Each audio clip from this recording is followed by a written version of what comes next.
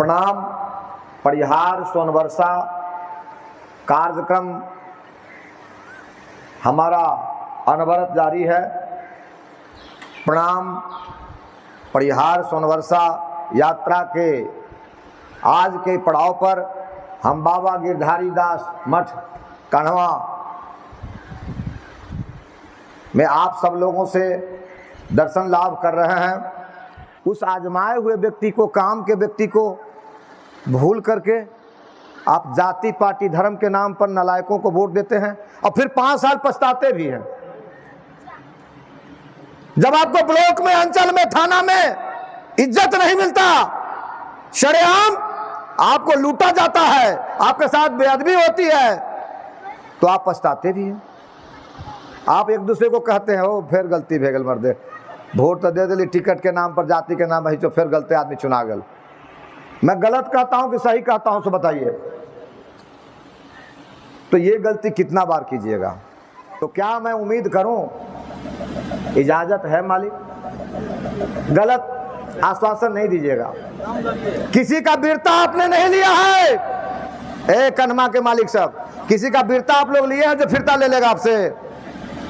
एक बार महेंद्र सिंह यादव को वोट दे दीजिएगा तो नरेंद्र मोदी और लालू यादव जी आपको कन्हवा गांव से निकाल के नेपाल भगा देंगे क्या? ए लक्ष्मण भैया, लालू यादव बिहार से भगा देते कि? किसी का बिरता आपने नहीं लिया है और कोई आपसे फिरता नहीं लेने वाला है। एक बार कान देख के सर, कान देख के सर, काम देख के, कान और काम देख के काम के आदमी को बना लीजिए एक बार। तो आप लोग मालिक है, महान है। इजाजत है, बोलिए, हाथ उठा के बोलिए। ये धर्म का डिहबार है, झूठ मत बोलिएगा। जहां धर्म का डिहबार है, झूठ मत बोलिएगा दबाव में। औरों की छोड़ दीजिए, आपका बेटा आपकी बात मानेगा कि नहीं? घर में बहू और जो परिवार आपकी होगी, आपकी बात मानेगा कि नहीं, उसकी परवाह भी मत करिए। उसकी ओर से जुबान नहीं दीजिए हमको। आप अपनी ओर से बोलिए एक बार और हाथ उठाइए कि हम लड़े निर्दलीय। आप लोग साथ नहीं ना छोड़िएगा। चलिए, बम बम महादेव। लोकतंत्र, प्रजातंत्र जिसे कहते हैं, उसमें जनता सर्वोपरि है। देखिए, हमारा प्रणाम परिहार सोनवर्षा कार्यक्रम चल रहा है। इस कार्यक्रम के तहत परिहार सोनवर्षा प्रखंड के हर गांव, गली, मोहल्ले, कस्बे में हम जा रहे हैं और लोकतंत्र का जो असली मालिक है वो आप पब्लिक हैं। आप चाहें तो तिल को पहाड़ बना दे, आप चाहे तो हिमालय पहाड़ को समुद्र में डुबा दें, आपसे बड़ा कोई नहीं है। आपने कभी हटबई करने वाले रामजीवन प्रसाद को 2 बार विधायक बनाया इस क्षेत्र से। आपने अभी जो 3 टर्म से हैं उनको बिना किसी सेवा के, बिना किसी त्याग के, बिना किसी पहचान के 3 बार मौका दिया। हमारा मानना है कि आज भी कन्हवा गांव के 90% पुरुष की बात छोड़ दीजिए, महिला भी अभी जो विधायक है यहाँ की उसको नहीं चिंती होगी, आज भी नहीं चिंती होगी महिला लोग। चुनाव लड़ने से पहले, चुनाव जीतने के बाद एक व्यक्ति बतावे कि किसी का उन्होंने किसी अस्पताल में इलाज में 10, 20, 50 हज़ार का सहयोग कर दिया है। किसी व्यक्ति के मोहल्ले में जाके पूछे होंगे कि बोलिए पीने की पानी की समस्या तो नहीं है आपके पास, जल का निकासी का समस्या तो नहीं है, यहाँ कोई अस्पताल वगैरह की व्यवस्था तो ठीक ठाक है या नहीं है, या फिर थानेदार आपके साथ बदतमीजी तो नहीं करता है। अंचल में जाते हैं, ब्लॉक में जाते हैं तो सीओ साहब दाखिल खारिज में कोई घुसखोरी तो नहीं करता है, बीडीओ साहब के यहाँ जाते हैं तो कुर्सी मिलती है कि नहीं मिलती है। हमको बताइए, आप लोग जब किसी को वोट करते हैं तो अपने प्रतिनिधि से आपका बहुत सारा अरमान जुड़ा हुआ होता है। आप परिवार में झगड़ा कर लेते हैं, आप पड़ोसी से झगड़ा कर लेते हैं, कोई उधर जाता है तो कोई उधर जाता है। कान्हवा गांव में तो जब जब चुनाव होता है तो हिंदू मियाँ का तलवार खिंचा जाता है। कान्हवा गांव में हिंदू और मुसलमान का बंटवारा हो जाता है। कोई हिंदू वोट का हकदार हो जाता है तो कोई मुसलमान वोट का हकदार हो जाता है। और ऐसा सिर्फ कान्हवा गांव में नहीं है, पूरे परिहार सोनबरसा में जाति के नाम पर, धर्म के नाम पर वोट होता है। एक और नया वर्ग, एक नया ग्रुप खड़ा हो गया है। वो उस नेता से 10,000, 20,000, 25,000 रुपया लेकर के बॉर्डर टपा देता है लोग को, चलो ना एक्साइज मार न लो। तो ये सब खेला भी चलता है। तो जो टिकट लेने वाले लोग हैं, मनीष जी, जो टिकट लेके लड़ने वाले लोग हैं, उनको पता है कि टिकट लेके हम आएंगे, जनता टिकट को वोट देगी। जब टिकट को आप वोट देंगे तो नेता आपसे क्यों पूछेगा कि सीओ आपका दाखिल खारिज सही से करता है कि नहीं करता है। आपका आय आवासीय प्रमाण पत्र जो बनाना होता है तो आसानी से बनता है कि नहीं बनता है। वीडियो साहब आपको इज्जत अदब करते हैं कि नहीं। दरोगा जी आपको कुर्सी दे करके इज्जत से सही गलत समझ के आपका काम करते हैं। ये सब करके एमएलए एमपी का कुर्सी उनको नहीं मिलता है। एमएलए एमपी का कुर्सी कैसे मिलता है? वो पटना दिल्ली के नेताओं की खातिर बात करके टिकट ले आते हैं और आप टिकट के नाम पर उनको वोट दे देते हैं। सेवा का कोई मोल नहीं। महेंद्र सिंह यादव, सरिता यादव, अभी सरिता यादव कुछ बात गिना रही थी आपको। थाना पर हजारों लाख की तादाद में लोग जमा थे। पुलिस की संगीनें उधर से तनी हुई है और आपका लाठी डंडा इधर से तना हुआ है। आप पथराव करने के लिए तैयार हैं, आप थाना में आग लगाने के लिए तैयार हैं और पुलिस राइफल तान के तैयार है। उस समय यहाँ एमएलए था कि नहीं था? उस समय यहाँ एमपी था कि नहीं था? उस समय मंत्री लोग थे यहाँ कि नहीं थे? सभी तो थे। सरिता यादव एक हारी हुई जिला पार्षद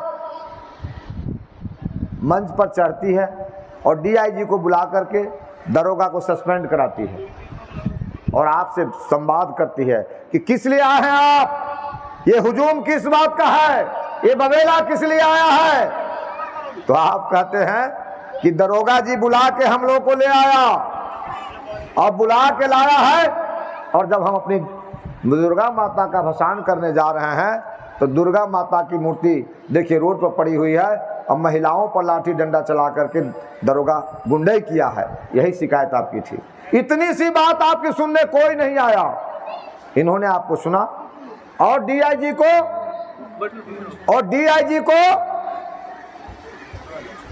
बुलाया मंच पर बुलाकर कहा कि डीआईजी साहब, आप यहाँ की पब्लिक की समस्या को सुनिए। यहाँ का सवाल यह है कि ये दुर्गा मूर्ति का भसान फलाने पोखर में जाना था और इसको किसी मुसलमान ने लाठी डंडा भाला बंदूक से नहीं रोका है। ये थानेदार है जो महिलाओं पर लाठी डंडा चला करके यहाँ माहौल को खराब किया है। इसलिए इस थानेदार के खिलाफ आप कार्रवाई कीजिए। डीआईजी थानेदार को सस्पेंड कर दिया और कहा कि आपका मूर्ति इज्जत के साथ जहां पोखर में भसना चाहिए। किसी की निजी जमीन होकर तो मूर्ति जा नहीं रही थी, वो तो पीडब्ल्यूडी की सड़क है जिसमें बस मोटर ट्रक सब दिन चलती है, मूर्ति भी जाके भस गई। कोई मुसलमान न तोप लेके आया, न कोई बंदूक लेके आया, न कोई गोली चलाने आया। इस माहौल को खराब किया था किसने? एक थानेदार ने। उसका ट्रांसफर हो गया था। आप लोग समझिए, दंगा होगा तो 500,000 हिंदू और 500,000 मुस्लिम का नाम उसमें आ जाएगा और केस कमजोर करने के नाम पर, नाम जोड़ने के नाम पर, नाम हटाने के नाम पर, दफा तोड़ने के नाम पर, दफा जोड़ने के नाम पर 1000-2000 लोगों से 2, 4, 10, 20, 50 लाख रुपया बटोर लेंगे और चले जाएंगे। बस इतनी सी प्लानिंग उस थानेदार की थी। बात समझ रहे हैं? यहां कोई हिंदू मुस्लिम नहीं था। माहौल को सिर्फ शशि शेखर ठाकुर जो यहाँ थाना अध्यक्ष था उसने खराब किया था। गांव गांव से लोगों को बुला के लाया हुजूम को और यहाँ ला करके माहौल को खराब किया। वो सस्पेंड हो गया, लोग घर चले गए। ये पहल किसने किया? सड़क छाप सरिता यादव, हारी हुई जिला पार्षद सरिता यादव। इन्होंने चर्चा किया अभी भिस्बा बाजार का। भिस्बा बाजार पर डाकू घर में घुसता है। डाकू जब घर में घुसता है उसके 2 मिनट के बाद पुलिस की पेट्रोल गाड़ी वहां पहुंच जाती है भिस्बा बाजार पर। और जब पुलिस बाहर से आवाज देती है, डाकू को ललकारती है, तो डाकू एगो सुतरी का बम फेंक देता है पुलिस के गाड़ी की तरफ। जो पुलिस वाले उसमें थे, उस पुलिस वाले के हाथ में इंसास राइफल था, जो AK-56 AK-47 जो कहते हैं ना, उसी कैटेगरी का स्वचालित हथियार होता है इंसास राइफल। जो जवान थे वो सब के सब सेना से रिटायर होके आए थे। सैफ के जवान सेना से रिटायर होके आते हैं, कितना युद्ध लड़ाई सीमा पर लड़के आते हैं, तो रिटायरमेंट के बाद नीतीश कुमार की सरकार उसको सैफ के रूप में बहाली किया है। सब ट्रेंड लोग थे, स्वचालित हथियार चलाने की ट्रेनिंग थी। एक सुतली बम जब फेंका जाता है तो पुलिस वायरलेस लगी हुई जो गाड़ी है उसको छोड़ करके पैदल पांव परसा चौक भाग जाती है राइफल लेकर के। 1.5 घंटे तक नंगा नाच और तांडव चलता है डाकुओं का भिस्बा बाजार पर। 3 घर 4 घर लुटा जाता है। 1.5 घंटे के बाद हमको सूचना मिलती है। घटना जब शुरू हो गई उसके 1.5 घंटे के बाद फोन पर कोई सूचना देता है, नेताजी भिस्बा बाजार पर अनर्थ हो रहा है।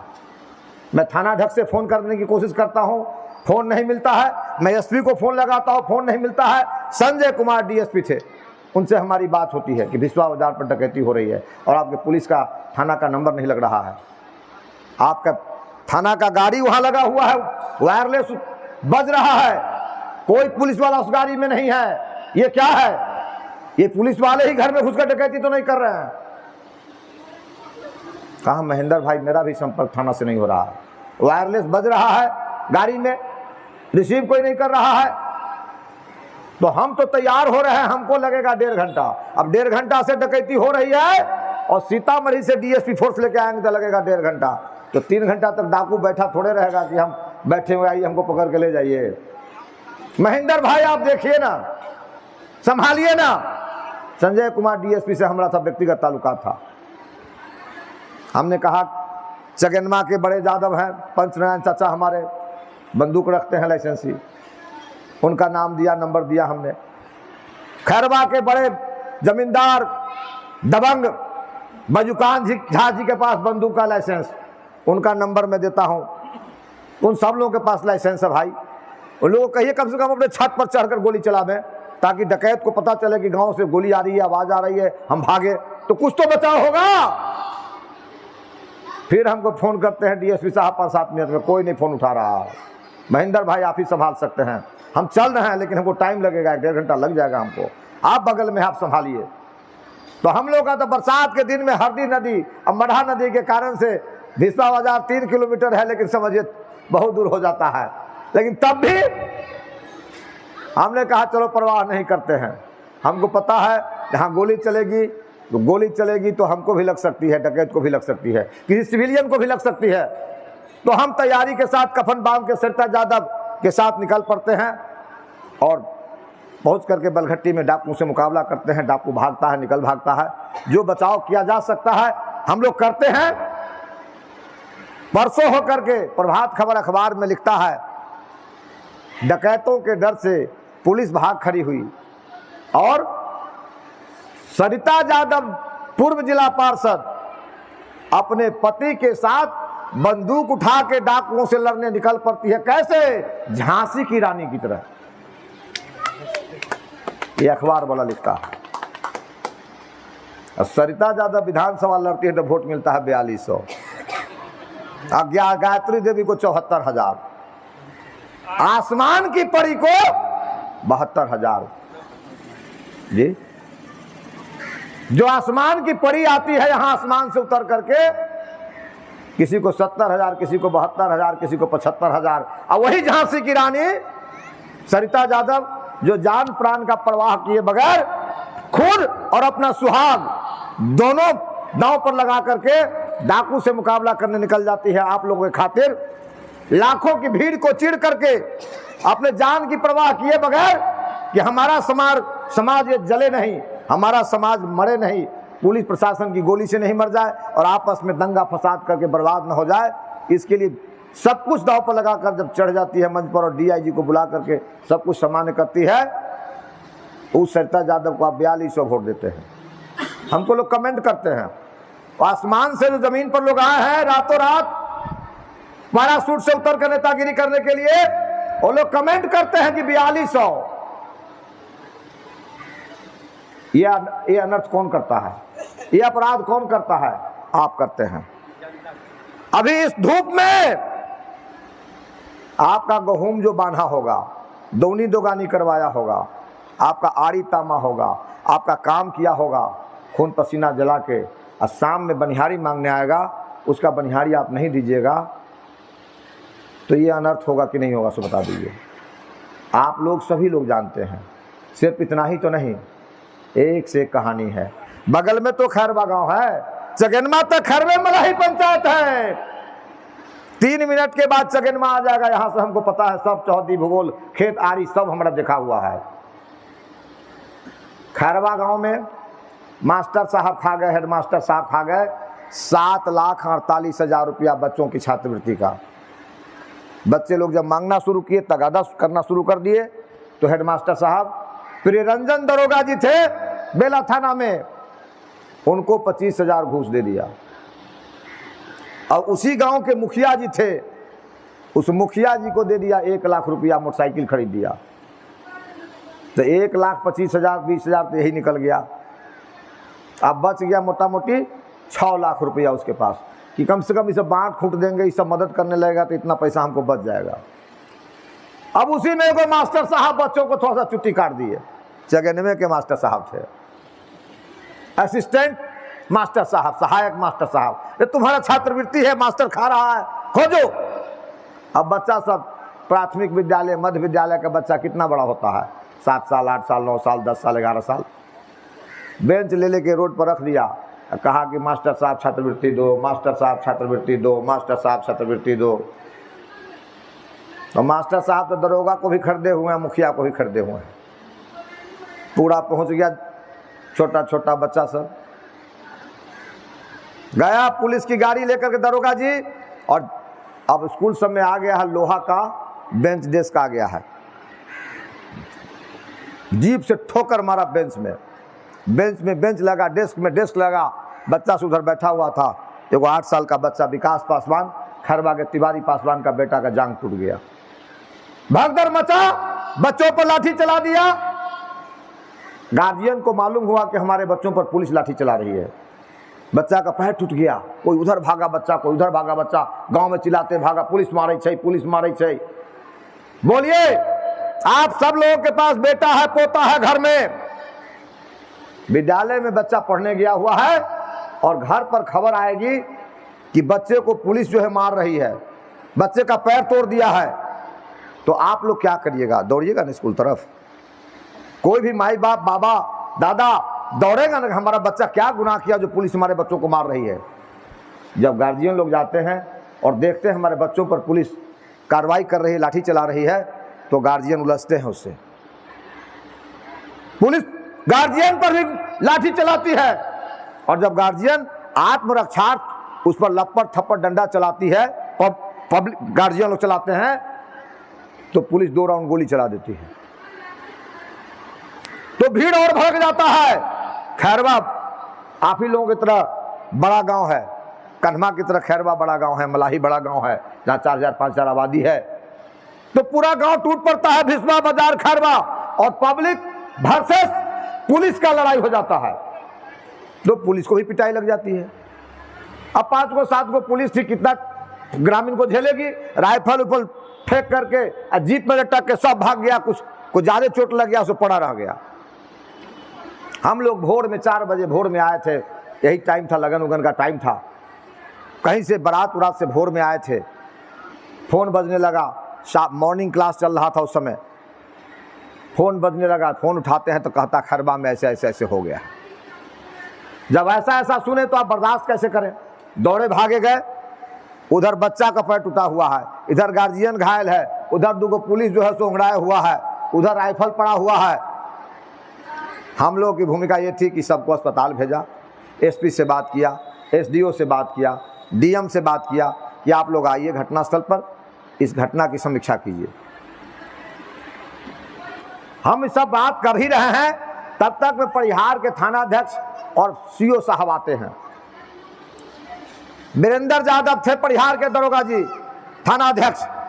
हमको ले गए, कभी बेला में ही रहे थे, हमको ले गए उधर किनारे में और ले जाके हमको कहते भैया आप चले जाइए। क्या बात है बोलिए ना।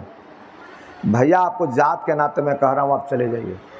जात के नाते क्या ऐसी बात है बताइए ना, हम तो आए हैं तो सबको इलाज के लिए भेजे हैं, गाड़ी पर लाद लाद के, हम राइफल आपकी पड़ी हुई सुरक्षित यहाँ पर जो पुलिस वाले छोड़ के भागे हैं या घायल होकर के उनके हाथ से छूटा पड़ा है, तो हमारी क्या भूमिका जो हमको भागने के लिए कह रहे हैं। तो भैया 1200 फोर्स आ गया हुआ थाना पर। कितना? 1200।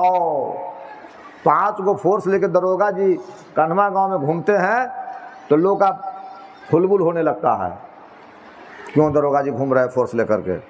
अब 1200 फोर्स खैरबा भिसवा को घेर करके चौहद्दी से और कॉम्बिंग ऑपरेशन, कॉम्ब माने होता है कंघी, बाल को ऐसे से करते हैं तो क्या निकलता है, जो भी गंदगी है कंघी में फंस फंस के निकलता है, उसी के लिए ना कॉम्बिंग करते हैं, उसी के लिए ना कंघी चलाते हैं।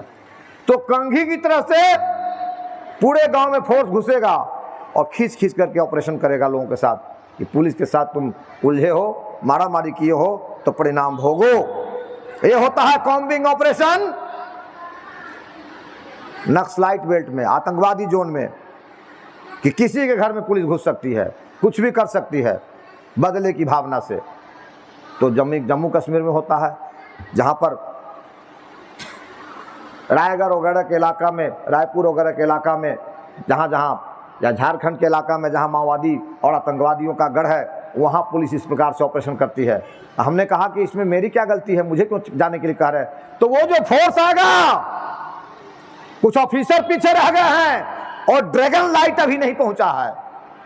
ड्रैगन लाइट बड़ा बड़ा रोशनी वाला कि रात के अंधेरे में भी दिन का उजाला कर देगा, ऐसा ऑपरेशन किया जाएगा इस दोनों गांव में। तो उसकी तैयारी मुकम्मल हो गई, आप चले जाइए, आप बीच में मत पड़िए। हमने कहा तब तो आप तो सही जानकारी दे दिया हमको आपने, अब तो हम नहीं जाने वाले हैं। यदि जानकारी नहीं आप देते तो सबको इलाज कराने के लिए हम भेज दिए हैं, हमारी ड्यूटी हो गई है, हम जा सकते थे। और आपने जब बता दिया कि आपकी मंशा क्या है, जिला पुलिस प्रशासन की मंशा क्या है, खैरबा भिसवा के जो सीधे सरल लोग हैं, किसान हैं, मजदूर हैं, उनके बच्चों के साथ जाती हुई उन्होंने प्रतिक्रिया दी तो उनको भी मारपीट किया गया। और ये जो सामान्य सी घटना है, इसको जिला पुलिस प्रशासन बदले की भावना से इतना बड़ा मामला बना करके कॉम्बिंग ऑपरेशन करने आ रहा है। घर घर घुसेगा, जिसके साथ जो मन होगा सो करेगा। तो अब तो हम नहीं जाने वाले हैं, अब हम रुकने वाले हैं। हमने एसपी से बात किया, फिर डीएम से बात किया, एसडीओ से बात किया कि ये कौन सी बात हो गई। आप बड़े पदाधिकारी यहाँ आते और आपके दरोगा जी 25,000 रुपया लेकर के लठैत बन करके बच्चों पर लाठी चलाए हैं, इसकी जानकारी ले लेते। मास्टर 7,48,000 का घोटाला किया, इसकी जानकारी ले लेते। मुखिया जी 1 लाख रुपया का मोटरसाइकिल खरीदवा लिए हैं और बच्चों के साथ जाति करवा रहे हैं, इसकी जानकारी ले लेते। जो दोषी है उस पर कार्रवाई करते तो बात खत्म हो जाती। लेकिन बदले की भावना से ये शांति प्रिय जो खैरबा भिसवा के लोग हैं, इनको आप यदि लक्षित करके या ऑपरेशन चलाइएगा, पुलिस फोर्स को भेजिएगा और प्रताड़ित करिएगा लोगों को, तो महेंद्र सिंह यादव यहां से जाने वाला नहीं है। तो कहा महेंद्र जी, एसपी ने मुझे कहा महेंद्र जी, किसी नेता को इस सब बात से मतलब नहीं है, आप इसमें क्यों खामोखा पड़ रहे हैं। हमने कहा मैं नेता थोड़े हूं, हमारा घर मलाही और रेवेन्यू विलेज हमारा खैरवा मलाही, जहां ये घटना हुई है। तो मैं तो इस गांव का बेटा हूं, मैं कहां जाऊं? मैं अपनों को इस हालात में छोड़ के कहीं नहीं जाने वाला। एसपी साहब तो कहा बोरा में लाश कसा के जाएगा। ए कनमा के लोग सुन लीजिए, एसपी ने कहा कि बोरा में लाश कसा के जाएगा, तैयार रहिए। मैं कहा मैं तैयार हूं। 1 घंटा में 3 मुकदमा होता है महेंद्र सिंह यादव को। सीसी एक्ट, गुंडा एक्ट, उसमें लिखता है लाइन कि महेंद्र सिंह यादव इतना खतरनाक आदमी है, इसका जेल से बाहर रहना, समाज में रहना खतरा से खाली नहीं है, तुरंत इसको जेल में डालो। और जब तक जेल में नहीं जाता है तब तक सप्ताह में 3 दिन बेलसन थाना में जाकर के हाजिरी लगाएगा। सप्ताह में 3 दिन। पत्नी के नाम से सुरक्षा का लाइसेंस है, वो सस्पेंड कर दिया जाता, राइफल जमा करा लिया जाता है। और 2 मुकदमा महेंद्र सिंह यादव की जिंदगी दांव पर लग जाती है। लेकिन मैं अड़ता हूं, मैं कहता हूं एसपी साहब, फोर्स आपकी गांव में नहीं घुस सकती है। और आपने ठीक कहा कि बोरा में कस के मेरा लाश जाएगा, तो यदि आपकी फोर्स बेला थाना से चल के खैरवा भिसवा को घेरेगी तो मैं 500 बच्चों को लेकर के मैं रास्ते पर जा रहा हूं थाना को घेरने के लिए। मेरे लाश से गुजर लीजिएगा, फिर खैरवा और भिसवा में पुलिस को घुसाइएगा। कोई बकरी लेके खैरवा का भाग रहा था। आप लोगों का कर कुटुंब है कि नहीं खैरवा में? किसी का कर कुटुंब हित मोहब्बत खैरवा में है कि नहीं है? कोई बकरी लेके भाग रहा था, कोई बक्सा लेके भाग रहा था, कोई बच्चा लेके भाग रहा था। पूरी बस्ती खाली हो गई थी। महेंद्र सिंह यादव बोरा में कसाने के लिए तैयार हो गया। 3 गो मुकदमा करा लिया। हमारी मदद करने के लिए न कोई एमपी आया, न कोई एमएलए आया। हमारा एक मित्र है पप्पू यादव, नाम सुने हुए आप लोग? पप्पू यादव पूर्णिया का एमपी। वो सब दिन खैरात बांटता रहता है, जमीन जायदाद बेच के, चाहे बाढ़ हो, चाहे सुखाड़ हो, और चाहे लॉकडाउन हो, कोरोना काल हो, कोई आफत विपद जब लोग पर पड़ता है तो पप्पू यादव अपना दौलत बांट करके लोगों को राहत देता है। दिल्ली में अभी 48 को कमरा बनाया है एमपी फ्लैट में। सरकार दिया उसको एमपी फ्लैट रहने के लिए। पति पत्नी दोनों एमपी है, तब पत्नी के एमपी फ्लैट में रहते हैं। पहले भी जीते थे तो पूरा एमपी फ्लैट जितना जगह है सब में रूम बना बना करके देश के किसी कोना से कोई बीमार आदमी जाएगा तो रहने का, खाने का, दवा का, एम्बुलेंस का 10 को 5 को स्टाफ रखते हैं सबको इलाज कराने के लिए। एम्स में जहां तहां आने जाना, किराया नहीं है, दवा नहीं है, रहने का व्यवस्था दिल्ली में कौन देगा? किसी को पेशेंट के साथ 2 4 को लोगों जाता है। तो सारी व्यवस्था अभी 48 को कमरा फिर बना है। सरकार रोकती है, हार गए बीच में तो सब तोड़वा दिया सरकार ने, तोड़वा दिया सरकार सब सेवा आश्रम। अभी फिर सुभाष चंद्र बोस सेवा आश्रम, जहां खाना फ्री, दवा फ्री, इलाज फ्री, एम्बुलेंस फ्री, 10-10 को स्टाफ बैठेगा, किसी को उस हॉस्पिटल ले जाएगा, किसी को उस हॉस्पिटल ले जाएगा, और आने जाने का किराया भाड़ा नहीं, वो भी पप्पू यादव देगा। न जाति देखना है, न धर्म देखना है, न पार्टी देखना है, न हिंदुस्तान देखना है, न पाकिस्तान देखना है, न नेपाल देखना है। कहीं का जरूरतमंद आदमी आएगा तो सेवा आश्रम है, वहां उसको सेवा मिलेगा। जो खाना बनेगा उसी में से पप्पू यादव भी खाएगा। ऐसा नहीं है कि पप्पू यादव के लिए अलग बनेगा और उन मरीजों के लिए, उनके जो देखभाल करने वाले उनके लिए अलग बनेगा। उस पप्पू यादव को मैं याद करता हूं कि मेरे साथ खड़ा होने वाला कोई नहीं है और मैं लड़ाई में फंस गया हूं। जिसकी सत्ता है, जिसका शासन है, जिसकी सरकार है, एमपी है, एमएलए है, एसपी साहब है, कलेक्टर साहब है, मैं खैरवा भिसवा के लोगों के कारण सबका मैं दुश्मन बन बैठा हूं। मेरी जिंदगी दांव पर है।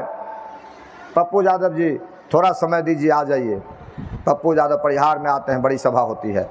पप्पू यादव खैरवा भिसवा में आकर के दहाड़ते हैं और कहते हैं कि पब्लिक के साथ जाति नहीं चलने देंगे।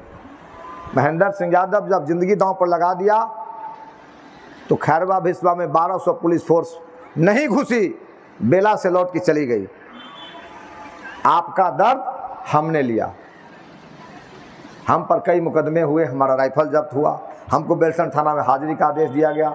हम हाई कोर्ट में मुकदमा को चैलेंज किया। बड़े से बड़े लोग जो एडवोकेट होते हैं पटना के, दिल्ली के, मद्रास से बुला करके हमने इन तमाम चीज़ों को चैलेंज किया। 4-5 लाख रुपया हमारा हाई कोर्ट में खर्चा हुआ। न्यायालय में सही बात को सही तरीका से रखा गया, हमको इंसाफ मिला। ये कुछ चंद उदाहरण है हमारी जिंदगी का, ये सब कुछ सर्टिफिकेट है। तो हम बदमाश क्यों हैं, हम क्रिमिनल क्यों हैं? इसलिए कि हम गलत का विरोध करते हैं। हम दरोगा जी से लड़ते हैं, हम एसपी साहब से लड़ते हैं, हम BDO से लड़ते हैं, हम समाज का जो लुटेरा है, डाकू है, उससे लड़ते हैं। आपके गांव में जो दलाली करता है, आपको ठगता है, हम उससे लड़ते हैं। सारे के सारे जो ताकतवर लोग हैं सब हमारे दुश्मन हैं।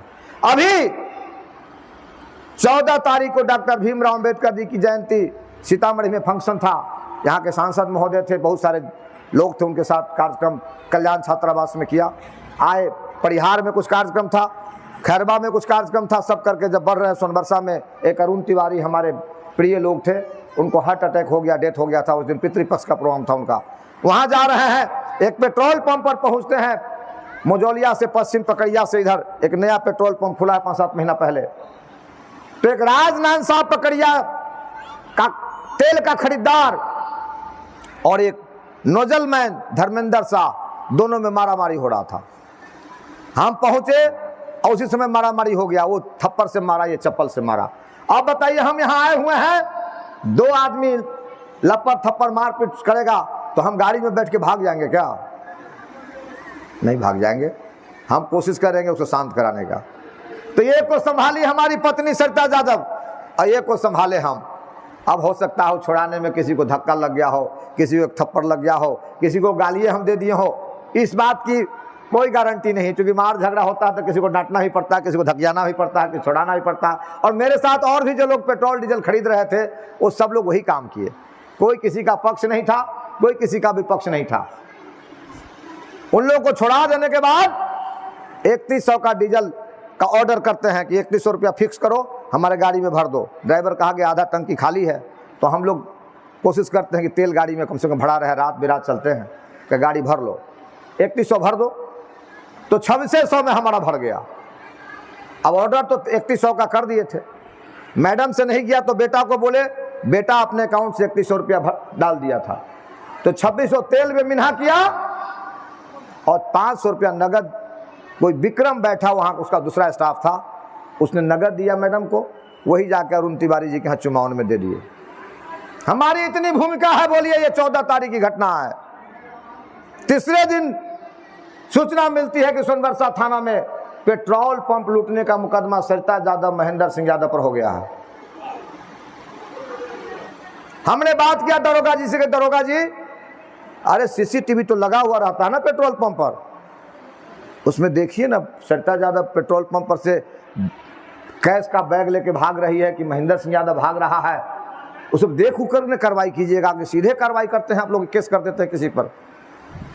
अब मारपीट का तो वीडियो है, मारपीट का वीडियो है तो राजनांद शाह और धर्मेंद्र शाह में ना है। महेंद्र सिंह यादव और सरिता यादव कहाँ लाठी गोली चला रही है? हम तो राजनांद शाह के पीछे पीछे दौड़ रहे हैं, धक्को धक्का के कभी पीछे हो जाते हैं, कभी आगे जाते हैं। तो हमारी भूमिका जो थी, उस भूमिका का हमने निर्वाह किया। ये 85,000 का डीजल का पैसा, पेट्रोल का पैसा हम चुरा करके लूट के भाग गए हैं। ये मुकदमा क्यों कर रहे हैं? चूंकि वो पेट्रोल पंप वाला रामचंद्र पूर्वे का स्वजातीय और रिश्तेदार है, इसलिए वो मुकदमा दर्ज हो गया। अब पहले हम ही डाकू थे, अकेले थे महेंद्र सिंह यादव डाकू। अब सरिता यादव इस गिरोह का सरदार हो गई है। उनका नाम केस में 1 नंबर पर है। सरिता यादव का नाम केस में 1 नंबर पर, पेट्रोल पंप का 85,000 रुपया लूटने में। महेंद्र सिंह यादव का नाम 2 नंबर पर, और जिससे झगड़ा हुआ राजनांद शाह, उसका नाम 3 नंबर पर। आप लोग सब समझदार लोग हैं, समझ सकते हैं। हमने पत्रकार लोग हमारे यहाँ गए थे, पूछा कि आप लोग अब सब छोड़ करके मुखियागिरी या राजनीति छोड़ करके पेट्रोल पंप लूटने में लगे हुए हैं क्या? हमने कहा चुनाव नज़दीक आ गया है, अब पैसा कौड़ी तो ज़्यादा चाहिए हम लोग को, ये सब अभियान चला रहे हैं, चुनाव लड़ेंगे तो पैसा चाहिए ना, तो बैंकें ना लूटेंगे, पैसा उधरे ज़्यादा रहता है, पेट्रोल पंप पर ज़्यादा रहता है। लेकिन केस करने वाले से थोड़ी सी भूल हो गई कि विधानसभा का चुनाव तो 85,000 में होना नहीं है, कम से कम 1 करोड़ रुपया चाहिए ना, तो 85 पर सुने तो बढ़ा देना था, एगो दूगो सुना बढ़ा देते तो लाख हो जाता सर, तो लाख करोड़ का मुकदमा करता कि महेंद्र सिंह यादव 85 लाख या 85 करोड़ लूट लिया है, तो लोग जानता, विश्वास करता कि सही में चुनाव नज़दीक आ गया है, पैसा कौड़ी नहीं रहा होगा, बराबर लड़ते जाता है, हारते जाता है, तो हो सकता है कि लूटपाट किया होगा। मैं जो बात कहने आया हूँ आप लोगों से, जब महेंद्र सिंह यादव और सरिता यादव सुरक्षित नहीं है तो आप लोग सुरक्षित कैसे होइएगा, सो बता दीजिए हमको आप। हमारा अपराध ये है कि सरिता यादव 1 नंबर की अभियुक्त बनाई गई है। अभी जो इससे पहले साल 24 में, फरवरी का महीना गुजरा है, 24 में शराब की बड़ी खेप मुसरनिया रजवाड़ा में सरिता यादव ने पकड़ के दरोगा को नंगा किया था, पकड़ करके एसपी को खबर करके, और पूरा गाड़ी भरा हुआ शराब का खेप सोनबरसा थाना को नंगा किया था कि देखिए आपके सोनबरसा थाना के देखरेख में कैसे सीमावर्ती क्षेत्र में दारू का कारोबार चलता है। तो सरिता यादव इसलिए 1 नंबर के अभियुक्त बनाई गई। सर, महेंद्र सिंह यादव 2 नंबर का अभियुक्त इसलिए बनाया गया कि 2009 में सोनबरसा में एक दरोगा जी थे, उनका नाम था इस्लाम अंसारी।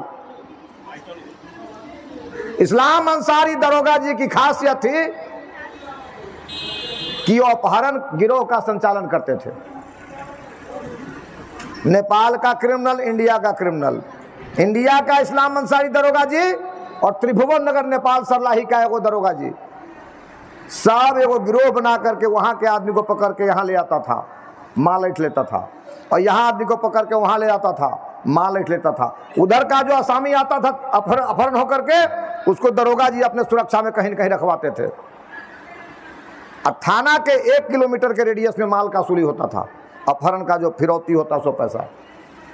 1 महीना में 32 अपहरण, सब लोग अस्त व्यस्त हो गया था। हम लोग को जानकारी हुई भाई इतना अपहरण कैसे हो रहा है, और पैसा लिया जा रहा है थाना के 1 किलोमीटर के अगल बगल में। आदमी जब पैसा देने जाता है तो दरोगा जी को कह रहा है, दरोगा जी हो फलना जगह पर फलना बांस पर हमरा कहिए ढेउआ लेके आवे के, अहाँ घेराबंदी राखब सिविल में, हम ढेउआ देवे जाओ तो पकड़ब डाकू के। आदमी दिमाग लगाता है ना, जीवन का मेहनत से कमाया हुआ 10, 20, 50 लाख रुपया कोई मजबूर होकर के अपने परिवार के सदस्य को बचाने के लिए देने जा रहा है, तो अंतिम समय तक सोचता है कि हमारा आदमी भी बरामद हो जाए, और चोर डाकू पकड़ा जाएगा तो पता तो चल जाएगा साला कौन अपहरण किया था। पुलिस से कह रहा कि आप घेराबंदी करके रखिएगा, अब फलना जगह हमको पैसा मांगा गया, हाँ तो तुम जाओ, हम आएंगे, हम पकड़ेंगे।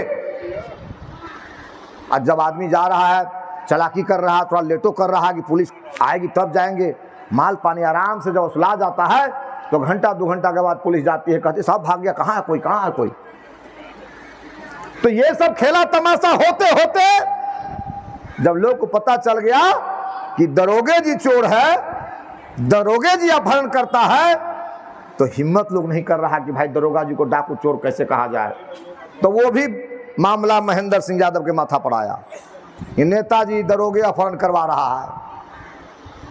सर, हमको याद है, हमको मीटिंग बुला लो, ब्लॉक के मंदिर पर वो मंदिर है ब्लॉक में, सोनरसा ब्लॉक में हम आ रहे हैं।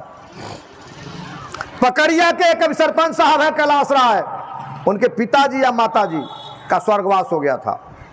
अंतिम काम था, पगड़ी का कार्यक्रम था, उसमें हमको निमंत्रण था, हम सीतामढ़ी से चलते हैं। हम बोले कि हम आप लोगों का मीटिंग में भाग लेंगे, आंदोलन का तैयारी करो, और हम तब जाएंगे कैलाश जी के यहाँ।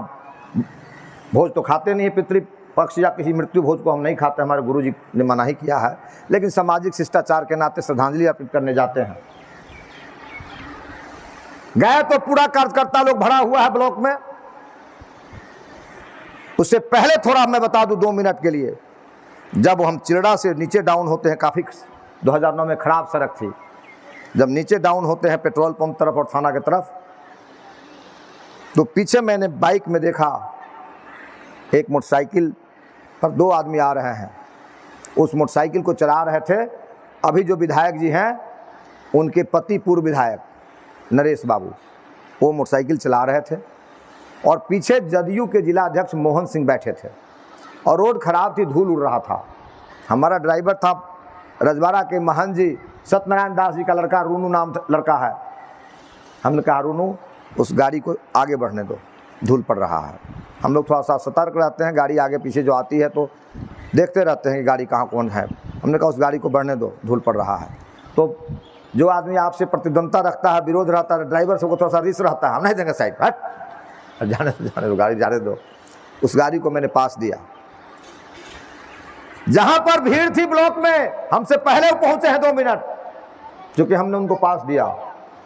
उनकी गाड़ी रुकती है, उनको पता चलता है कि दरोगा के खिलाफ आंदोलन की तैयारी चल रही है, वर्कर सोनबरसा ब्लॉक के बैठे हुए हैं, मीटिंग कर रहे हैं। 2 मिनट ब्रेक लेने के बाद उनकी गाड़ी भी वहीं जा रही थी, पकड़िया कैलाश राय के यहाँ, उसी भोज में वो भी जा रहे हैं, तो वो भोज खाने चले गए।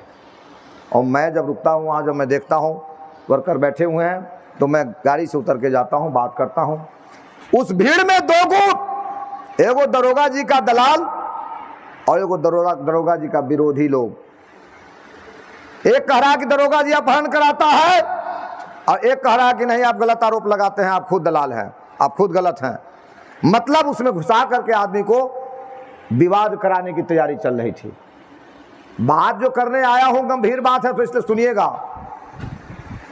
तो चंद मिनट में उस आंदोलन के लिए जो बैठा हुआ लोग था, उसी में 2 गुट होता, मारामारी होता। एगो गुट जाकर दरोगा जी के यहाँ मुकदमा करता, जो चिन्हित लोग था जो आंदोलन कर रहा था दरोगा के खिलाफ, उनमें से 2, 4, 5, 10 लोगों पर मुकदमा हो जाता, उनमें से एक आध आदमी पकड़ा जाते और बात दब जाती। दरोगा जी के खिलाफ कोई नहीं बोलता। मैं भाप गया इस बात को, तो मैंने कहा चलिए इस बकझक को बंद करिए। मैं अभी और इसी क्षण से अनिश्चितकालीन आमरण भूख हड़ताल पर बैठता हूं। दरोगा के खिलाफ जो आरोप है, उस आरोप की जांच जब तक नहीं होगी, उसकी सत्यता जब तक सामने नहीं आएगी, तब तक मैं भूख हड़ताल पर बैठता हूं। मैं भूल गया मुझे जाना है कहीं भोज खाने न्योतापुर ने, बिना किसी तैयारी के मैंने आमरण अनशन का ऐलान कर दिया और लिखा, तुरंत पत्र लिखा सरकार को कि 48 घंटे के अंदर इतना गंभीर आरोप जिस थानाध्यक्ष पर लगा हुआ है, जिसका काम समाज को हिफाजत देना है, सुरक्षा बोध कराना है, वही अपहरण करता है। इतना गंभीर आरोप जिस थानाध्यक्ष पर है, उसको तुरंत यहाँ से हटा करके लाइन हाजिर करके और इस आरोप की जांच करा लीजिए। जब तक वो रहेगा यहाँ, तब तक कोई मुखर होकर उसके खिलाफ बोलेगा नहीं और सच्चाई सामने आएगी नहीं। इसलिए उसको हटाओ, लाइन हाजिर करो, फिर आरोप की जांच करो। और टाइम कितना दिया? 48 घंटा।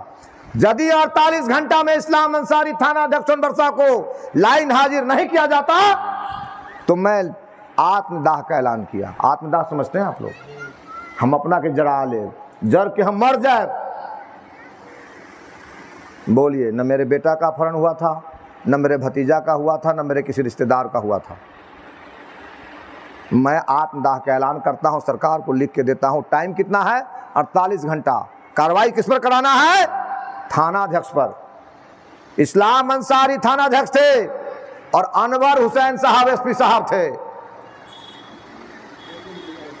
और शाहिद अली साहब बिहार सरकार के कैबिनेट मंत्री थे। महेंद्र सिंह यादव उस इस्लाम अंसारी को हटाने के लिए आत्मदाह का घोषणा करता है। इस्लाम अंसारी और अनवर हुसैन एसपी साहब दोनों एक ही पंचायत गांव के लोग थे, सुनते थे, रिश्तेदार भी थे। तो हमको आप बताइए, समाज के लिए अपनी जिंदगी को दांव पर लगाने का जोखिम हमने लिया। हमारे समानांतर में जो अपहरण का गिरोह चलाता था दरोगा जी की मदद से, वो लोग टेंट लगा दिया। और टेंट लगा करके क्या ऐलान करता है, ग्वार के टिकी में तेल नहीं, असूड़ी को हराना खेल नहीं। नारा सुन लीजिए, ग्वार, मैं ग्वार हूं, किसी को हार का फरण नहीं हुआ था सर। मेरा जाति का नाम लेकर के नारा लगाया कि ग्वार के टिकी में तेल नहीं, असूड़ी को हराना खेल नहीं। रामचंद्रपुर में जी ये सेंटीमेंट दे रहा वहां, क्योंकि वहां पर सूड़ी बाहुल्य है, उनका दबाव है, उनका वर्चस्व है। ये नारा देंगे तो सूड़ी समाज के लोग हमारे साथ होंगे और सूड़ी और जादव के नाम पर यहां मारामारी हो जाएगा, दरोगा जी रह जाएंगे, अपहरण उद्योग चलता रह जाएगा। लड़ाई दरोगा के खिलाफ और मुद्दा सूड़ी जादव का चलने लगा। हमारे साथ जो लोग बैठे थे उनमें से कुछ लोग गरम हुए। हम बोले गरम मत होइए, नरम होइए, हम न भूख हड़ताल पर हैं जी, आपको क्या तकलीफ है, रहने दीजिए, उनको नारा लगाने दीजिए, वो अपना काम कर रहे हैं, आप अपना काम करिए। एक टीन मटिया तेल और माचिस ला के रख दिया गया जहां पर हम भूख हड़ताल पर बैठे हुए हैं, 48 घंटा के अंदर आत्मदाह का ऐलान किए हैं और कहा कि टाइम देखते जाओ, होलिका दहन होगा।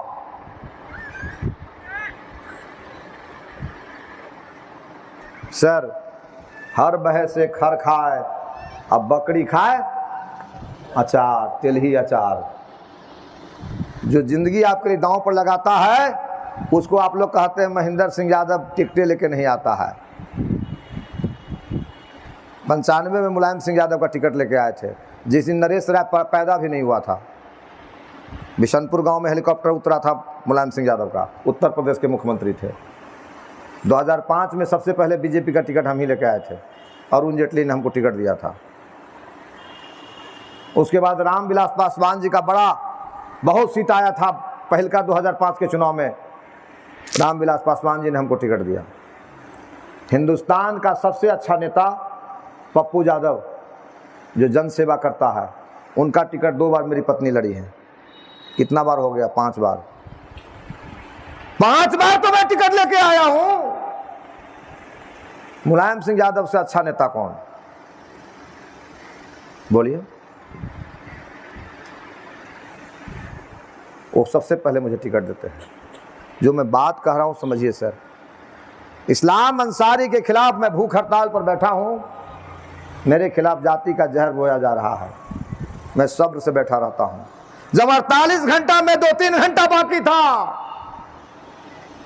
तो हुजूम जमा हो गया, कहा कि अब होगा होलिका दहन, अब होगा होलिका दहन, अब होगा होलिका दहन। हमने बात किया, गुप्तेश्वर पांडे आईजी थे तिरहुत प्रमंडल के रेंज के, हमने कहा कि आप हमारा लाश उठाने के लिए भेज दीजिए लोगों को, टाइम पूरा हो रहा है। अब आप कार्रवाई नहीं कर सकते हैं तो मटिया तेल भी है, माचिस भी है और हम भी हैं। कहा महेंद्र भाई किसको भेजे हम, बोलिए? हम बोले आप आइए ना, दूसरा कौन आएगा, आप आइए। कहा कि बोचहा में कहाँ एक विवाद हो गया है बहुत भारी, हम वहाँ जा रहे हैं, हम एएसपी को और एसडीओ को भेज रहे हैं, एसपी को तो हम भेज नहीं सकते हैं, आपको इंसाफ नहीं मिलेगा।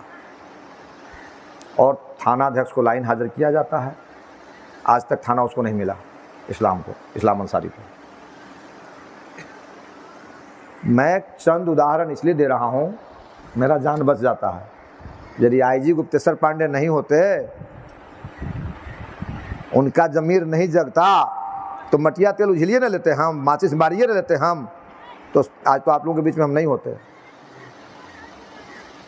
तो ये सब कुछ चंद उदाहरण है। जो आपके लिए अपना सब कुछ लुटाता है, जो आपके लिए अपनी ज़िंदगी लुटाता है, उसके साथ आप खड़े नहीं होते। जिस टिकट से 2005 में महेंद्र सिंह यादव आया था, उस टिकट से नरेश और गायत्री देवी 3-3 बार जीत गया और महेंद्र सिंह यादव हार गया। तो आपकी चाहत क्या है? आपको चाहिए गधा, आपको चाहिए घुड़गद्दल, आपको चाहिए भेड़, आपको चाहिए बकरी, आपको चाहिए बत्तख, आपको चाहिए नालायक। ये जिंदगी दांव पर लगाने वाला प्रतिनिधि आपको नहीं चाहिए। आप लोग, आप चाचा जी, बसदेव बाबू, ये बाबा आप लोग, अब तो बैल का ज़माना ख़त्म हो गया। जब बैल का ज़माना था आपका, बैल जोतते थे आप, नवमी में, विवाह पंचमी में, चौराउत में बैल खरीदने बेचने, तो बैल खरीदने जाते थे तो क्या देखते थे आप लोग से बोलिए? सबसे बेसी किसान कौन सी बैल का देखता था, उसको बताइए आप लोग। जोनका सबसे नहीं पूछ रहे हैं, जोनका को तो मालूम ही नहीं है, आप लोग को कम मालूम होगा, हम लोग को थोड़ा कम मालूम है। बसदेव बाबू तो सुनबे नहीं करेंगे। क्या देखते थे आप लोग? देखिए, ये देखते थे, ये झुराया हुआ कान, केस उड़ा हुआ, अइला ठेला जैसे रगड़ खाया हुआ कान देख के आप बैल खरीदते थे। क्यों? कि जाएंगे, अब चेतनई खत्म हुआ तो अब न गेहूं का खेती शुरू हो गया है। उस जमाना में होता था ज्यादा चना का खेती, खेसारी मसूरी का खेती, खेत का जमीन बंजर हो जाता था सर, तो जोत करके गेहूं करते हैं, थोड़ा नरम रहता, पड़ता उठता है, और वो खेत गिर जाता आदमी तो मूड़ी फूट जाता था। गलत कि सही कह रहे हैं? उस खेत का काट के लकड़ी वाला हर से अफार तोड़ रहा है, तो जिसका कान बना हुआ है वही लोड उठाएगा। तब बंजर खेत जोतने के लिए, अफार तोड़ने के लिए जिसका कान बना हुआ, सो बैल खरीदने वाला लोग आज पोल्ट्री फार्म वाला जो मुर्गा वाला हिसाब किताब है, अब नरेश फरेश किधर से पैदा हुआ? ये गायत्री देवी किधर से पैदा हुआ? उनरकटिया की जो आती है फेसबुक पर चेहरा चमकाने के लिए, उसका कान कब बना? कब पालो उठाया? कब आपका भार उठाया? किसने आपको यह कहानी सुनाया? आपके खुशियों की खातिर किस दिन उन लोगों ने अपनी जिंदगी कुर्बान किया? नहीं बोलते हैं आप लोग, तो फिर बेईमान क्यों बनते हैं आप?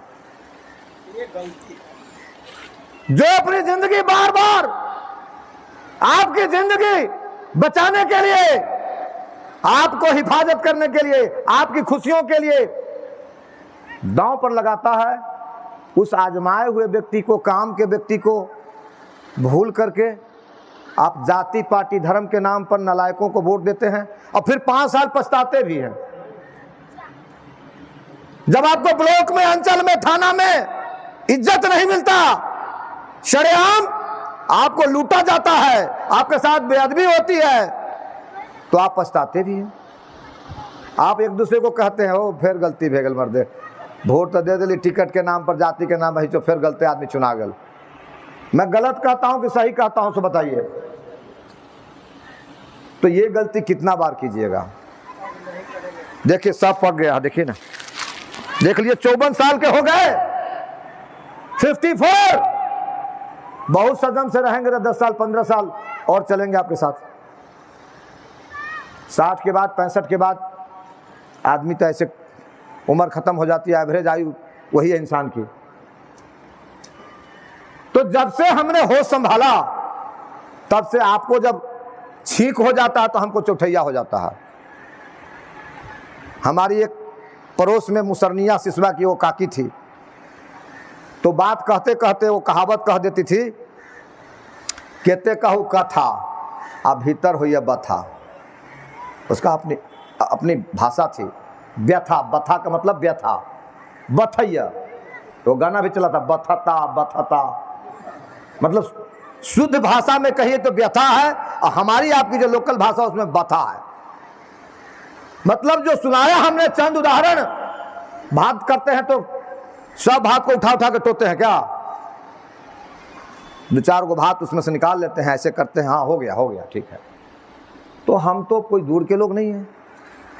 कन्हमा, भिशवा, बेला, मलाही, ये सब तो एक दूसरे से जुड़े हुए सब लोग हम लोग हैं, चंद मिनट की दूरी पर। अब तो और आसान हो गया है, मोबाइल की दुनिया है, सड़क संजाल भी थोड़ा पहले से अच्छा हुआ है।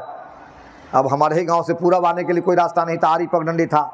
2001 में सरिता जी जिला पार्षद हुई, तो जरेगर चौक से लेकर बेला तक जो आरी पगडंडी था, उस आरी पगडंडी को इन्होंने रोड बनाया, साफ पिच रोड हो गया, साफ क्या इनका बनाया हुआ, सरिता जी का बनाया हुआ है। तो कुछ भी आपसे छुपा हुआ नहीं है, आप सब लोग जानते हैं। आज का दिन खास करके ये जो एंड्रॉयड फ़ोन जो देखते हैं हाथे हाथे, सूचना क्रांति का युग है। एक दूसरे के बारे में सूचना पाने के लिए, सच्चाई झूठाई अच्छाई बुराई समझने के लिए आपके पास अब बहुत तरीका है। पहले तो अखबार में झूठ सच जो छाप देता था उसी को आप सही मान लेते थे, वो पूंजीपतियों का चीज़ था। टेलीविजन पर दिखा दिया उसी को सच मान लेते थे। अब आपके हाथ में अखबार भी है, टेलीविज़न भी है और दुनिया की सारी व्यवस्था है और सब कुछ सच्चाई झूठाई छन के आ जाता है। और एक बात बताइए ना, महेंद्र सिंह यादव डाकू होता, फसियारा होता, अपहरण करता होता, बलात्कारी होता, दुनिया का गंदा काम करने वाला व्यक्ति होता, तो कहते हैं ना आप लोग बसदेव बाबू, सब दिन चोर के तो एक दिन साध के, कभी न कभी सेन पर तो पकड़ाता महेंद्र सिंह यादव। सर मोटरी लेके भागेंगे तो कभी न कभी सेन पर पकड़ाएंगे कि नहीं पकड़ाएंगे? बैंक लूटेंगे, पेट्रोल पंप लूटेंगे तो कहियो न कहियो तो लूटा हुआ माल के पास पकड़ाएंगे। तो ऐसा चोर हम कौन सातिर चोर है? और सरिता यादव कौन बिहार की डकैत गिरोह की सरदार है कि डकैती करती है, अब बैग के साथ पकड़ावे नहीं करती है, लूटा हुआ माल के साथ कभी पकड़ावे नहीं करती है। इसलिए सर सब लोगों का समय बहुत कीमती है। पूर्णिया का लोग कैसा है? पूर्णिया के लोग को 4 गो आँख नहीं है और 6 गो गोर नहीं है। हमारे ही आपके जैसा लोग वहां भी है। लालू यादव जब बिहार का भगवान होते थे तब भी पप्पू यादव निर्दलीय एमएलए और निर्दलीय एमपी होता था। आज देश में नरेंद्र मोदी की हवा है, तब भी पप्पू यादव निर्दलीय एमपी होते हैं। बस उसी स्कूल के विद्यार्थी हम लोग हैं, एक ही स्कूल है भाई, क्लास अलग अलग है। उनके बाप दादा के पास 9000 बीघा जमीन था, हमारे बाबूजी के पास 18 बीघा, 16 बीघा, 10 बीघा, 5 बीघा। बस ये डिग्री का फर्क है। उनका डायमेंशन थोड़ा बड़ा है, वो थोड़ा ज्यादा कर पाते हैं। हमारे डायमेंशन में थोड़ा सा कम दम है, थोड़ा हम कम कर पाते हैं। हनुमान जी ज्यादा ताकतवर थे, जामवंत जी ज्यादा ताकतवर थे, तो बड़का बड़का पहाड़ उखाड़ के लाते थे और राम जी का सेतु बनाने में सहयोग कर रहे थे। और उसी में वो गिलहरी था, वो बेचारा देह भिजा लेता था, थोड़ा बालू सटा के उसमें झाड़ देता था। लोग हंसता था उस पर, पिछा जाओगे भागो ना। कहा कि क्या करें, स्वभाव से मजबूर हैं। आप जितना सामर्थ्य कर पाते हैं, हमारे पास भी जितना सामर्थ्य हम भी कोशिश कर रहे हैं। बस भावना का कोई फ़र्क नहीं है, औकात और हैसियत का फ़र्क है। उसी राह के हम राही हैं, आपसे बेइंतहा प्यार हम करते हैं। हमारा रास्ता है सेवा समर्पण का। हमारे गुरुदेव ने हमको सिखाया है, be great by your Sadhana, by your service and by your sacrifice. त्याग, साधना और सेवा से महान बनो। उसी आदर्श को आत्मसात करने के लिए आपकी सेवा करते हैं। इतना जिद कोई नहीं करता है। जब तक अंदर में सच्चाई का दामन नहीं हो, अंदर में सच्चाई का पुट नहीं हो, ये 30 साल 35 साल 3-3 4-4 युग कोई जिद नहीं करता है। बार बार महेंद्र सिंह यादव हारता है और बार बार महेंद्र सिंह यादव लड़ता है। जब पार्टी गठबंधन का रास्ता बंद होता है तो हम निर्दलीय लड़ते हैं। क्यों लड़ते हैं? हम आपके लिए मरते हैं, हम आपके लिए लड़ते हैं, हम आपके लिए मिटते हैं। और हमको भरोसा होता है कि कभी न कभी तो हमारा ये समाज समझेगा हमको, कभी न कभी ये समाज अच्छाई बुराई सच्चाई झूठाई के नाम पर आँख खोल करके एक सही व्यक्ति को आगे लाएगा और समाज का कुछ अच्छा काम, समाज की कुछ अच्छी बातें हम आगे बढ़ा करके फिर इस दुनिया से हम जाएंगे अपना ट्रैक रिकॉर्ड बना करके। बस इसके लिए हम लड़ते हैं। प्याज लहसुन नहीं खाते हैं, दारू नहीं खाते हैं, मांस मछली नहीं खाते हैं, अय्यासी नहीं करते हैं। और जितना एक इंसान को स्वस्थ रहने के लिए चाहिए, बिना खाद का 13 साल से धान गेहूँ मकई दाल दलहन सब्जी तरकारी फल फ्रूट जितना हमको चाहिए सब उपजा लेते हैं सर।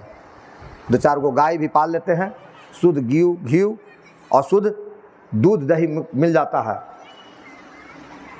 थोड़ा मोड़ा पूंजी लेके कहीं पर एक ज़मीन का प्लॉट खरीद लेते हैं, उसको बेच देते हैं सर। हर साल 10 लाख 5 लाख रुपया उसमें से गाड़ी में डीजल डालने के लिए मिल जाता है ईमानदारी पूर्वक। सर अब 2 बच्चे सॉफ्टवेयर इंजीनियर हैं, एक भतीजा MBBS डॉक्टर हैं, एक भाई हाई स्कूल का टीचर है मुंगेर में, एक भतीजा हाई स्कूल का टीचर है। ये सब परिवार के लोग हैं। 10 लाख 5 लाख रुपया महीना में सब लोग कमा करके अपना परिवार इज्जत से चला लेता है और ज़रूरत के हिसाब से थोड़ा हमको भी मदद कर देता है। सर बैंक लूटने की ज़रूरत नहीं है सर, पेट्रोल पंप लूटने की ज़रूरत नहीं है सर। हमको बहुत नहीं चाहिए, जितना चाहिए मालिक ने दिया है। आपसे मांगते क्या है? विश्वास और भरोसा। हम जिस क्षेत्र में लगे हैं, अमेरिका, इंग्लैंड, जापान को हम छोड़ के आए हैं। लोग घड़ारी बेच के जाता है, 5 लाख 10 लाख दलाल को देकर के अमेरिका, इंग्लैंड, जापान जाता है। हमको मेरिट देख करके हमारा गुरुदेव हमको भेजे थे योग सिखाने के लिए, तंत्र सिखाने के लिए। भारत का जो सनातन धर्म जीवन पद्धति है, दुनिया के 200 से ज़्यादा देशों में आनंद मार्ग संस्था का इस्टेब्लिशमेंट्स है, संस्था है, बिल्डिंग है, समाज सेवा का। आनंद मार्ग यूनिवर्सल रिलीफ टीम का दुनिया के 200 देशों में आप खोज लीजिएगा, AMURT देख लीजिए, AMURT आनंद मार्ग यूनिवर्सल रिलीफ टीम। उसके 14 देशों के हम चीफ थे। हमारा हेड क्वार्टर मनीला था फिलीपींस का, सिंगापुर में ज़्यादा हम होते थे। हम तमाम देशों में सेवामूलक काम किए हैं और वहाँ की दुनिया हमसे ज़्यादा खुशहाल है। हमने देखा कि हम जहाँ जन्म लिए हैं वो समाज हमारा बहुत पिछड़ गया है। हम सिंगापुर में और ये जापान में और जर्मनी में, हांगकांग में, ऑस्ट्रेलिया में हम यहाँ के समाज को जो खुशहाली देने आए हैं। हमारा अपना ही वंश समाज जहाँ हम जन्म लिए हैं वही बहुत पीछे छूटा हुआ है। कपड़ा नहीं है, इलाज की व्यवस्था नहीं है, चलने की सड़कें नहीं हैं, जो मौलिक आवश्यकताएं हैं जीवन की, शिक्षा की सुव्यवस्थित व्यवस्था नहीं है। हम अपने समाज के लिए कर सकते हैं। हम रिजाइन करके आए हैं सर। 14 देशों का चीफ सेक्रेटरी में था। 18 होते होते मुझे 89 में भेज दिया गया था विदेशों में। एक महीना में 25-28 हवाई यात्रा हमको करनी पड़ती थी, इस देश से उस देश। 14 देशों के हम चीफ सेक्रेटरी थे। एक मीटिंग हर देश में हमको करनी होती थी। पहले जो टारगेट संस्था ने दिया है, हज़ारों हमारे कार्यकर्ता विभिन्न देशों में, उनके हम चीफ सेक्रेटरी थे।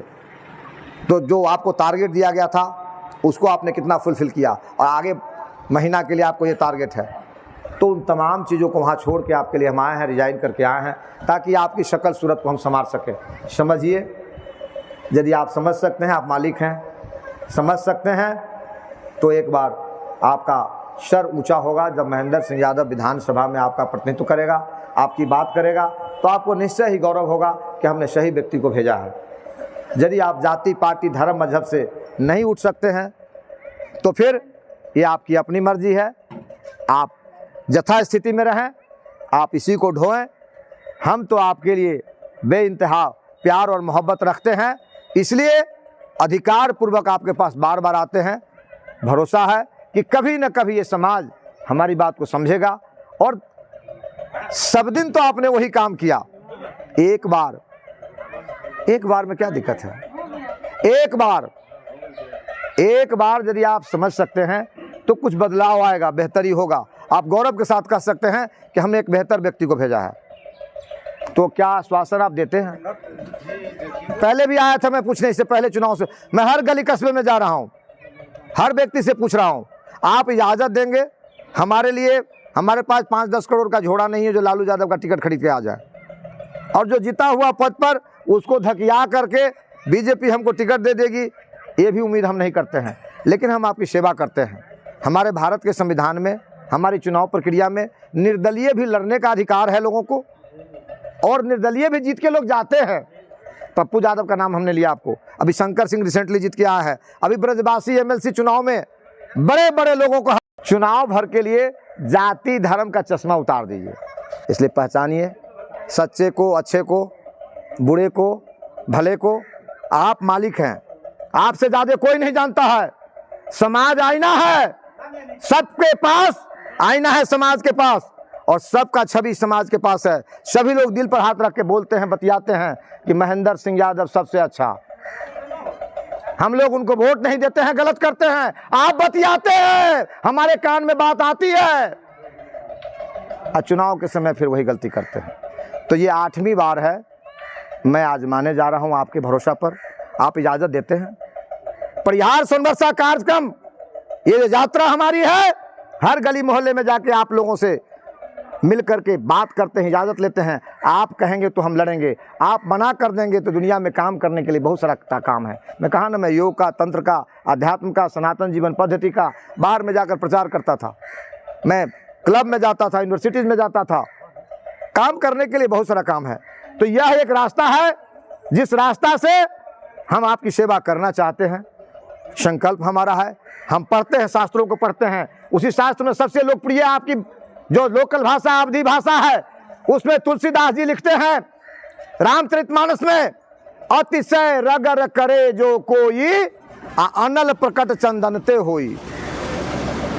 चंदन का स्वभाव शीतल होता है, लेकिन रगर करने पर उसमें भी आग पैदा होता है। एक जगह और लिखते हैं तुलसीदास जी,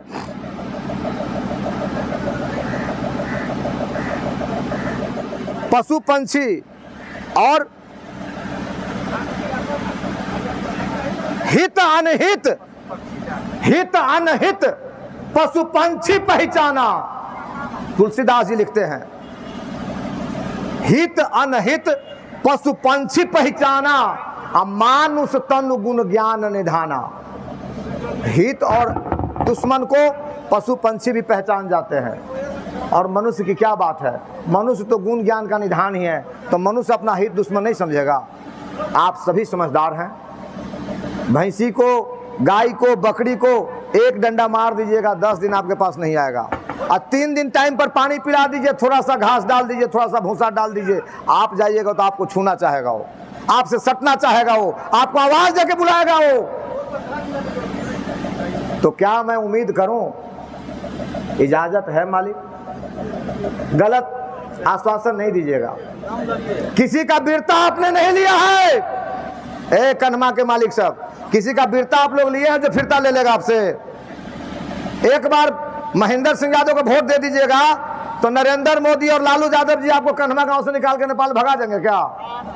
ए लक्ष्मण भैया, लालू यादव बिहार से भगा देते कि? किसी का वीरता आपने नहीं लिया है और कोई आपसे फिरता नहीं लेने वाला है। एक बार कान देख के सर, कान देख के सर, काम देख के, कान और काम देख के काम के आदमी को बना लीजिए एक बार, तो आप लोग मालिक है, महान है। इजाजत है, बोलिए, हाथ उठा के बोलिए। ये धर्म का दीवार है, झूठ मत बोलिएगा। जहां धर्म का दीवार है, झूठ मत बोलिएगा दबाव में। औरों की छोड़ दीजिए, आपका बेटा आपकी बात मानेगा कि नहीं, घर में बहू और जो परिवार आपकी होगी आपकी बात मानेगा कि नहीं, उसकी परवाह भी मत करिए। उसकी ओर से जुबान नहीं दीजिए हमको, आप अपनी ओर से बोलिए। एक बार और हाथ उठाइए कि हम लड़े निर्दलीय, आप लोग साथ नहीं ना छोड़िएगा। चलिए, बम बम महादेव।